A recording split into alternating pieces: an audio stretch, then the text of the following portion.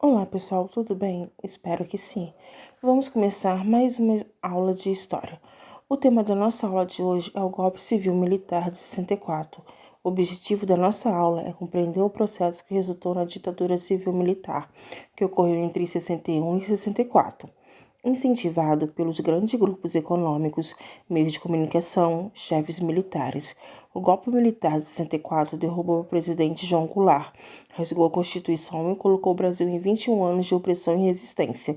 Talvez tudo possa ser explicado a partir do momento em que Jânio Quadros condecora Che Guevara e provoca os ânimos de civis e militares conservadores.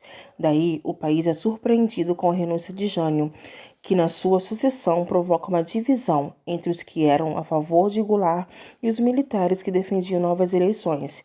Então, o parlamentarismo é colocado como solução para esta crise. Seria, então, mais uma forma de diminuir os poderes do presidente. Mas Jango, que propõe as reformas de base, que inclui a reforma agrária, provoca as elites.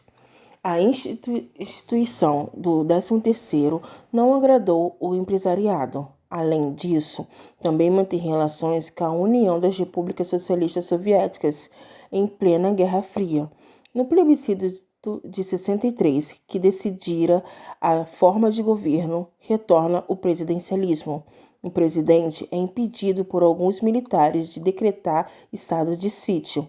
Jango tenta realizar campanha em favor das reformas, iniciado pelo Central do Brasil.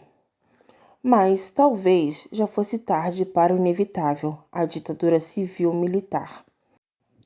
Ocorreu também nesse período a campanha contra o golpe militar. Vamos observar os seguintes questionamentos e analisá-los. Este documento foi produzido antes do golpe e na iminência dele, e, portanto, representa o posicionamento de uma instituição da sociedade civil, que previa o acontecimento e se mobiliza contra ele. O contragolpe seria a resistência à não aceitação das ordens dos que estavam no comando, a luta pelas liberdades democráticas. O sentimento que o cartaz coloca ao convocar o povo é de que as pessoas não deveriam assistir à supressão dos seus direitos. Devem lutar pela democracia e pela Constituição, lutar por suas liberdades e direitos fundamentais. Os setores sociais favoráveis ao golpe eram os grupos estrangeiros, militares e civis, latifundiários, comerciantes, grandes proprietários de imóveis. E existiam os prejudicados pelo golpe: operários, sindicatos, camadas populares e estudantes. Esses dois grupos eram a favor ou contra, por conta dos interesses econômicos, industriais, políticos e sociais. Agora, vamos falar um pouco sobre a UNE. A União Nacional dos Estudantes foi um dos principais movimentos contra o golpe civil-militar. Inclusive, antes do golpe, lutaram pelas reformas de base, indo contra os interesses da elite brasileira. No início dos anos 60, trabalhou por meio do Centro Popular de Cultura e Univolante, a fim de conscientizar a população por meio da cultura.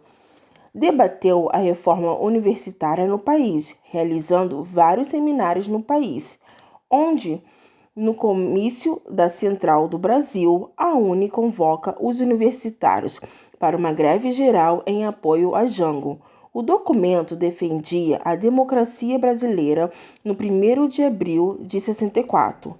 A sede da UNE foi incendiada. Ainda, a Lei Suplicy de Lacerda colocou a UNE e as uniões estaduais dos estudantes na ilegalidade. Alguns diretores tiveram de sair do país. Mesmo assim, a UNE trabalhou na clandestinidade, contra a repressão por meio de debates, manifestações, passeatas, atos públicos, jornais clandestinos.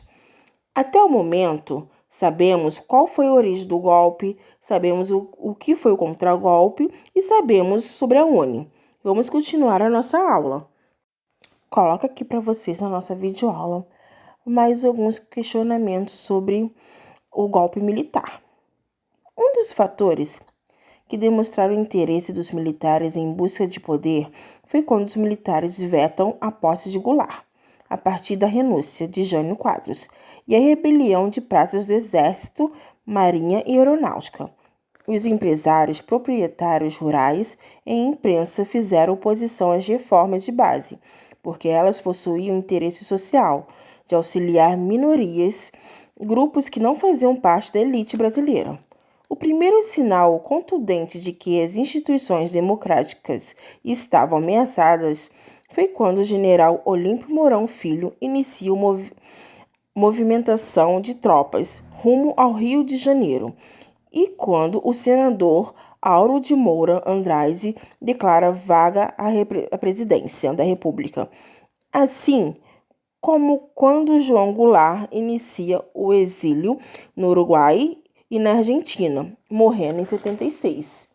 A polarização social ajudou para que ocorresse o golpe, pois o país estava dividido entre sindicatos e donos de empresas, entre os militares e civis, entre os grupos estrangeiros e nacionalistas, entre o governo e oposição, entre o comunismo e o capitalismo, entre a democracia e o golpe.